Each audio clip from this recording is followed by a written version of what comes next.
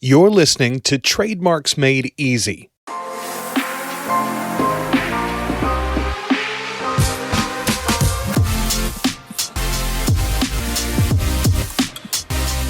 Trademarks Made Easy is the podcast focused on helping brand owners in the e-commerce space. With your host, Suzi Hixon, the private label lawyer. But don't worry, you won't find too much legalese here.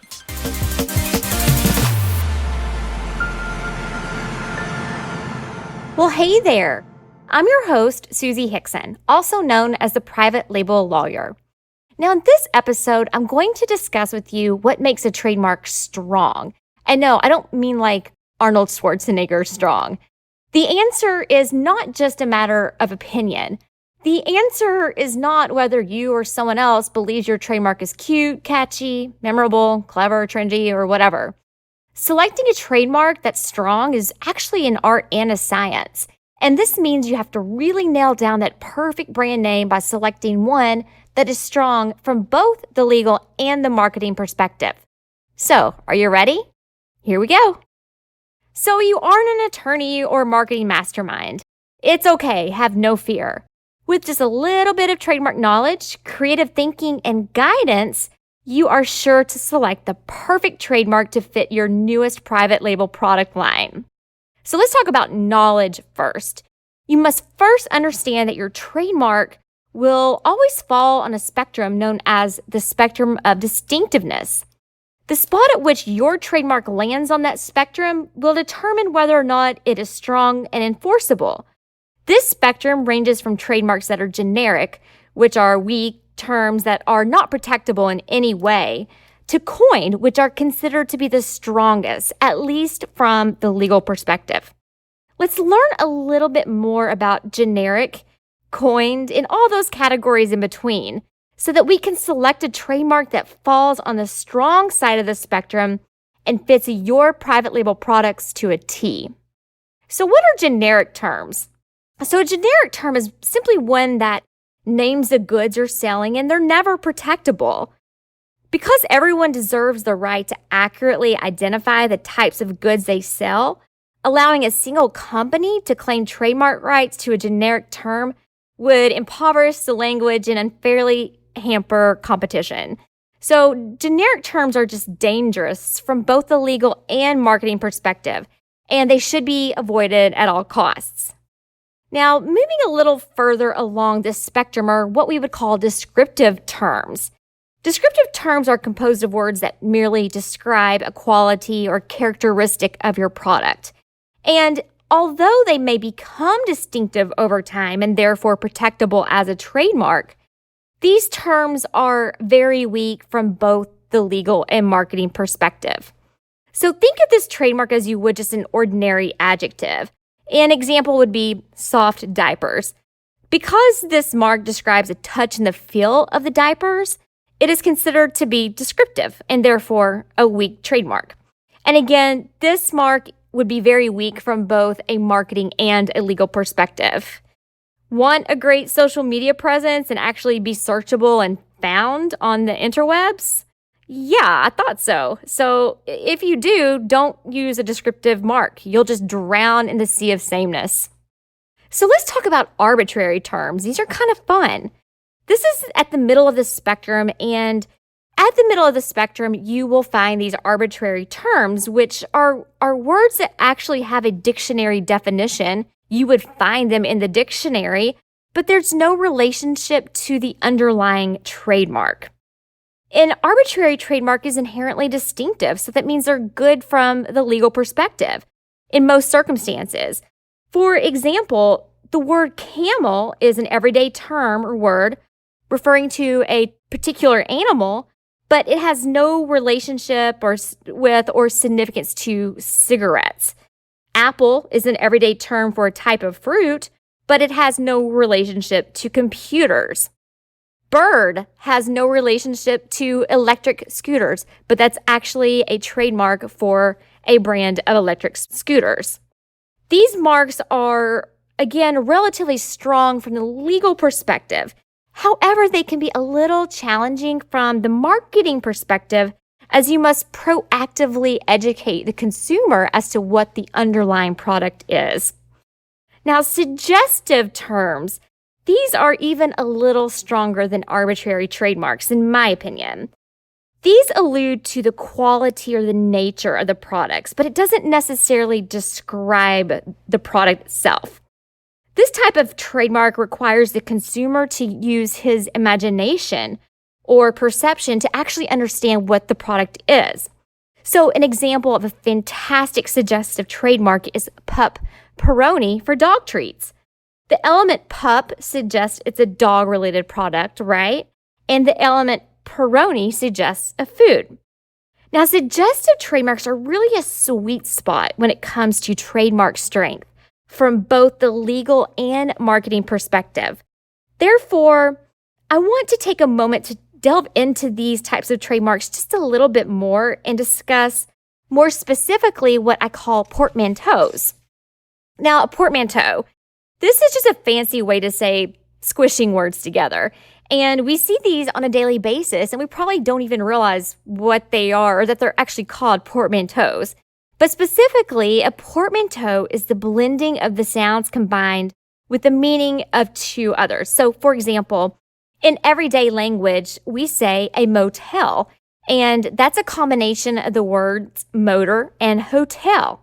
We say, let's go to brunch. That is a combination of breakfast and lunch. And another example, you see a lot of this with celebrity relationships, but an oldie but goodie example would be Brad Pitt and Angelina Jolie. Wow, that was so long ago, but remember Brangelina? In the world of trademarks, I consider portmanteaus oftentimes your sweet spot of the sweet spot for selecting the perfect name. Plant antioxidants. That's a cosmetic company, and that's the word plant and antioxidant. Travelocity. We all know what that is. Travel plus velocity. Viagra. This one's an interesting one. Allegedly, it's from the word vigor and Niagara.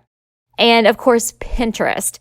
You pin your interest, hence Pinterest. These are all strong examples of portmanteaus that are used for trademark purposes. So let's talk about coined terms. Now, these are, from a legal perspective, really one of the strongest types of trademarks, but they're not great from a marketing perspective. These are just made-up terms that have no other meaning than for use as the trademark. This type of name can be created by just inventing a new word entirely. For example, Exxon and Kodak. These are two very famous examples of coined trademarks. I really have to caution you against coined terms, however. While they're pretty great from a legal perspective, what are the odds of the same Scrabble pieces being thrown out in the same order for another company, right? These types of trademarks can be problematic because you need to really proactively educate the consumer as to what your underlying products are. But taglines can be helpful here. Plus, these types of trademarks usually don't conjure up any type of emotion from consumers other than, what the hell is this? Anyway, let's talk about creativity, putting pen to paper. So how do we get creative? Now that you have just a little bit of knowledge about what makes a strong trademark, it's time to export that knowledge by thinking creatively and putting those suggestions down on paper. So go ahead and hold a brainstorming session with a small team of valued, knowledgeable coworkers and/or employees that understand the vision for your brand and your company. Bribe them with pizza and beer if you have to. And as far as creativity, just remember that the possibilities are endless. Keep an open mind and get all ideas down on paper. Yeah, that's the stuff made of wood pulp. One silly and simple verbalized thought could spawn a brilliant new idea and hence lead to that perfect trademark. Put pen to pulp. If you prefer to work independently, sit down by your computer with your pen and paper. Now, while I do highly recommend using those old-fashioned writing tools, the computer is still really needed for modern-day research. So make sure you have an internet connection.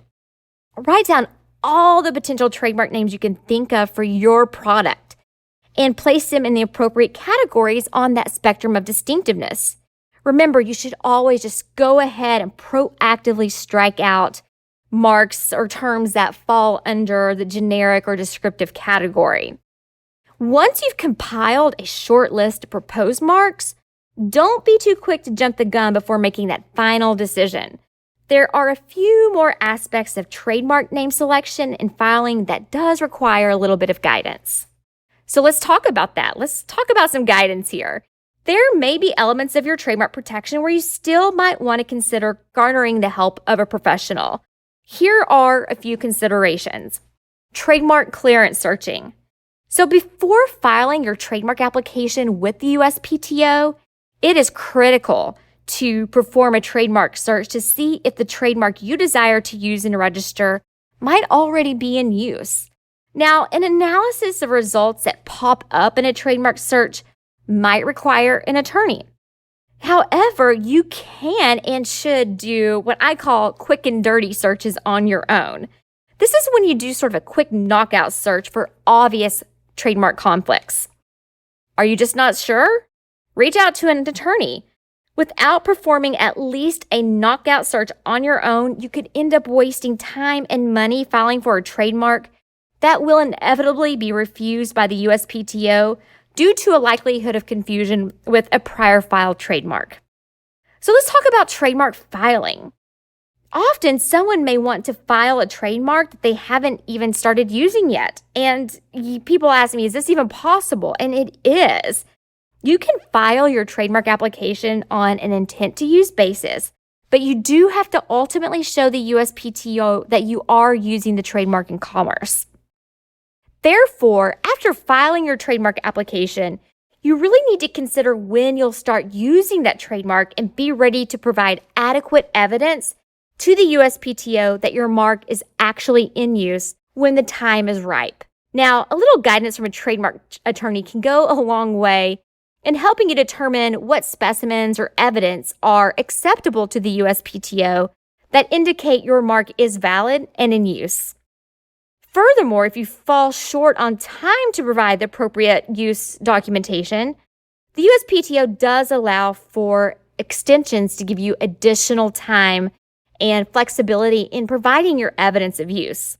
However, if you miss that final deadline, your application will go abandoned. So don't let this happen to you. Otherwise, you'll have to start the process all over. And if you're a bit on the forgetful side, make sure you use a perpetual calendar to put your dates down, like Google Calendars, or really lean on your trademark attorney and the docketing system that he or she uses. Let's talk about trademark maintenance. If your trademark makes it through the application process and becomes registered, you're going to want to have a big party, of course. But there are also some required maintenance filings that must not be overlooked in order to keep that trademark active and alive.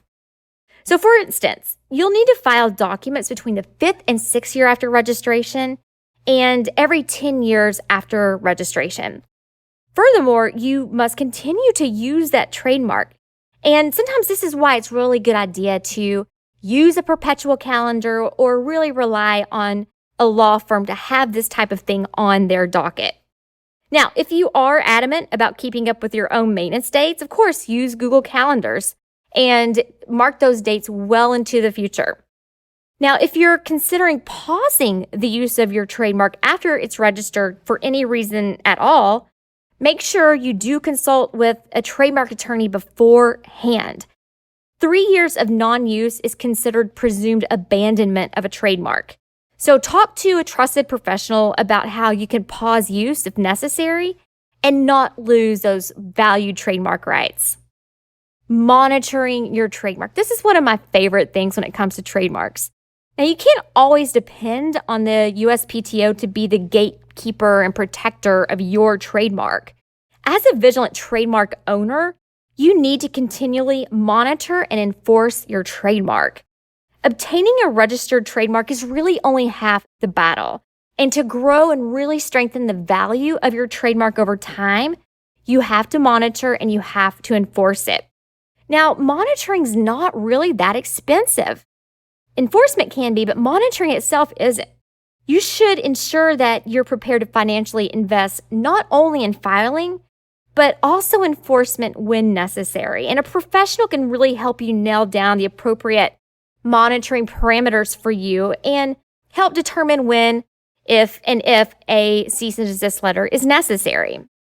So how about some final trademark thoughts?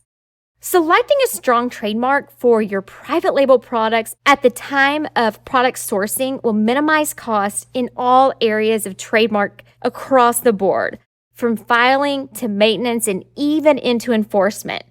And this is exactly why the most important part of the entire process is selecting a strong trademark at the outset. And manifesting that perfect mark sooner rather than later will help to grow value in your business and leave a lasting impression on your customers years into the future. Remember to learn all you can about trademark name selection. Have fun while getting creative and seek the guidance when you need it. And that's all for this episode. Thank you so much for tuning in today, and I hope you loved it, and I hope you found this content of value. I really hope to see you in the next episode, and remember, never stop learning. Thanks for listening to Trademarks Made Easy with Suzi Hixon, the private label lawyer. If you enjoyed the show, please subscribe anywhere you find podcasts or at theprivatelabellawyer.com. Remember, the information provided in the Trademarks Made Easy podcast should not be construed as legal advice. It's for informational and entertainment purposes only. It should not be considered a substitute for legal advice. Also, I'm not your attorney. You should engage with an attorney to discuss your specific legal issues. And finally, while I have taken precautions to ensure that the content of my podcast is current and accurate, errors can occur, and thankfully, like us, the laws are ever evolving.